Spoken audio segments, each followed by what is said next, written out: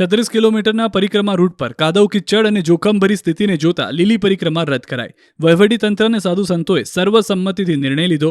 શ્રદ્ધાળુઓની સલામતી માટે પરિક્રમા યોજવી શક્ય નથી. જોકે ધાર્મિક મુહૂર્ત જાળવવા માટે માત્ર સાધુ સંતો સાથે પ્રતિકાત્મક પરિક્રમા યોજાશે. પરંતુ સામાન્ય ભાવિકોના મનમાં ઉદાસી છવાઈ ગઈ છે. જંગલ સંપૂર્ણપણે ભીનું થઈ જતા રાત્રિ રોકાણ કરનારને ઠંડી, ભીનાશ અને અગવડતાનો સામનો કરવો પડે તે માટે પરિક્રમા રદ કરાઈ. દર વર્ષે લાખો ભાવિકો નવનાથ, 84 સિદ્ધો અને 64 જોગણીઓના આશીર્વાદ માટે ગિરનારની પરિક્રમા કરે છે. પરંતુ આ વર્ષે કુદરતના તોફાને આ ભક્તિ યાત્રાને વિરામ આપ્યો છે. ગિરનારની ધરા પર આ વખતે ભક્તિનો રંગ ભીંજાઈ ગયો છે, પરંતુ શ્રદ્ધા અડગ છે અને આશા છે કે આગામી વર્ષે ફરી ભક્તોની લીલી પરિક્રમા ગિરનારની ફરતે જોવા મળશે.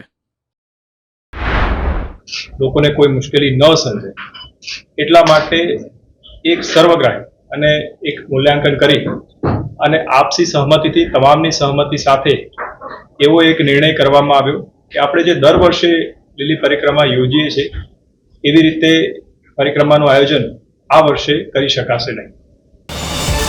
QR કોડ સ્કેન કરો અને ડાઉનલોડ કરો ન્યૂઝ 18 એપ. મેળવો ગુજરાત અને દેશ દુનિયાની પળે પળની અપડેટ્સ.